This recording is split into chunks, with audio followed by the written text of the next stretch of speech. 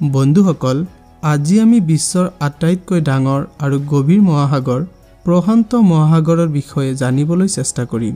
আপুনি নিশ্চয় প্ৰশান্ত মহাসাগৰৰ বিষয়ে পঢ়িছে, কাৰণ আমি যেতিয়াই ভৌগোলিক প্ৰকৃতিৰ বিষয়ে পঢ়ো তেতিয়াই আমি সাগৰ, মহাসাগৰ, দ্বীপ, নদী আৰু বহুতো কথাৰ তথ্য পাওঁ। এইবোৰৰ বিষয়ে জানিবলৈ আমি সদায় কৌতূহলী হৈ থাকোঁ। কেতিয়াবা এনে লাগে যেন আমি সাগৰৰ ভিতৰলৈ গৈ সেই ৰহস্যময় ঠাইখন যদি অনুভৱ কৰিব পাৰিলোহেঁতেন। এনে আমোদজনক কল্পনাৰ এটা অংশ হৈছে পৃথিৱীৰ 1/3 সামৰি লোৱা প্ৰশান্ত মহাসাগৰ। আপুনি নিশ্চয় সচেতন যে ইংৰাজীত প্ৰশান্ত মহাসাগৰক পেচিফিক অ'চেন বুলি কোৱা হয়, কিন্তু আপুনি জানেনে যে এই সাগৰখন পৰ্তুগীজ নাবিক ফাৰ্ডিনাণ্ড মেগালেনে আৱিষ্কাৰ কৰিছিল। মেগালেন আছিল সেই ব্যক্তি যিয়ে প্ৰথমে নাৱেৰে পৃথিৱীখন প্ৰদক্ষিত কৰিছিল। বন্ধুসকল, পৃথিৱী সৌৰজগতৰ একমাত্ৰ গ্ৰহ যাৰ 71% ক্ষেত্ৰফল পানীৰে আবৃত। ইয়াৰ মূল 5টা মহাসাগৰ আছে: প্ৰশান্ত মহাসাগৰ, আটলাণ্টিক মহাসাগৰ, ভাৰত মহাসাগৰ, দক্ষিণ মহাসাগৰ আৰু আৰ্কটিক মহাসাগৰ। ইয়াৰে প্ৰশান্ত মহাসাগৰ আটাইতকৈ ডাঙৰ আৰু গভীৰ।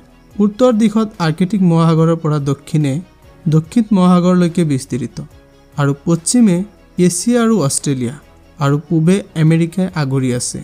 প্ৰশান্ত মহাসাগৰ হৈছে নিমখীয়া পানীৰ বিশাল এলেকা, যাৰ মুঠ মাটিকালি 16,46,02,000 বৰ্গ কিলোমিটাৰ।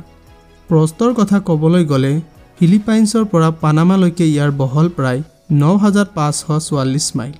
তদুপৰি বেৰিং জলদ্বীপৰ পৰা দক্ষিণ আণ্টাৰ্কটিকালৈকে ইয়াৰ দৈৰ্ঘ্য 10,400 মাইল। এই মহাসাগৰত 20,000ৰো অধিক দ্বীপ আছে।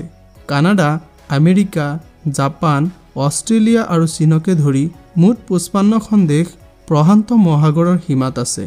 আপুনি জানেনে যে পৃথিৱীৰ মুঠ পানীৰ 47% কেৱল প্ৰশান্ত মহাসাগৰত আছে? তেন্তে আহক ইয়াৰ গভীৰতাৰ বিষয়ে জানিবলৈ চেষ্টা কৰোঁ, যিটো জানি আপুনি স্তম্ভিত হ'ব। প্ৰশান্ত মহাসাগৰৰ গড় গভীৰতা প্ৰায় 15,000 ফুট, আনহাতে ইয়াৰ সৰ্বোচ্চ গভীৰতা 33,500 ফুট। ই ইমানেই দ যে মাউণ্ট এভাৰেষ্ট, পৃথিৱীৰ আটাইতকৈ ওখ পৰ্বত, এই সাগৰত ডুব গ'লে তেতিয়াও ই প্ৰায় 1 মাইল পানীৰ তলত ডুব গৈ থাকিব। মাৰিয়ানা খাদ হৈছে প্ৰশান্ত মহাসাগৰৰ আটাইতকৈ গভীৰ অংশ, আৰু ইয়াৰ গভীৰতা 35,000 ফুটতকৈ অধিক। মাৰিয়ানা খাদৰ গভীৰতা এতিয়ালৈকে মাত্ৰ এবাৰহে জুখিব পৰা গৈছে আৰু পুনৰাবৃত্তি কৰা হোৱা নাই। এই ট্ৰাফটো মাৰিয়ানা দ্বীপপুঞ্জৰ পৰা প্ৰায় 200 কিলোমিটাৰ পূবে প্ৰশান্ত মহাসাগৰৰ পশ্চিম অংশত অৱস্থিত। ইয়াৰ দৈৰ্ঘ্য প্ৰায় 2,500 কিলোমিটাৰ আৰু বহল 70 কিলোমিটাৰ। প্ৰশান্ত মহাসাগৰৰ গভীৰতাত বহুতো বিৰল প্ৰজাতিৰ সাগৰীয় জীৱ পোৱা যায়। ইয়াত 20 লাখৰো অধিক প্ৰজাতি আছে। ইয়াৰে মাত্ৰ 3 লাখ প্ৰজাতিহে চিনাক্ত কৰা হৈছে।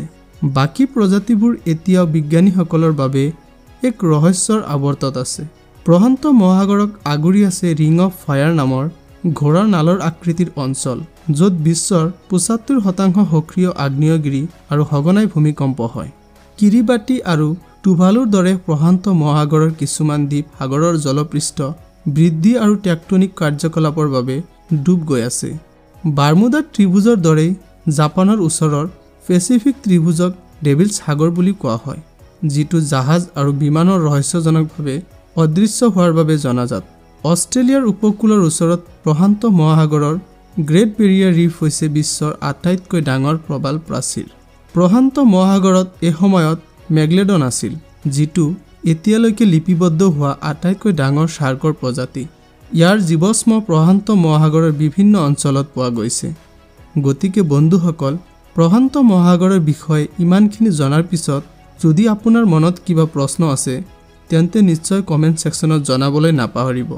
আৰু ভিডিঅ'টো ভাল লাগিলে চেনেলটো লাইক, শ্বেয়াৰ আৰু ছাবস্ক্ৰাইব কৰিব, কাৰণ আপোনালোকৰ ছাপৰ্টে আমাৰ চেনেলটোক আগুৱাই লৈ যোৱাত সহায় কৰিব।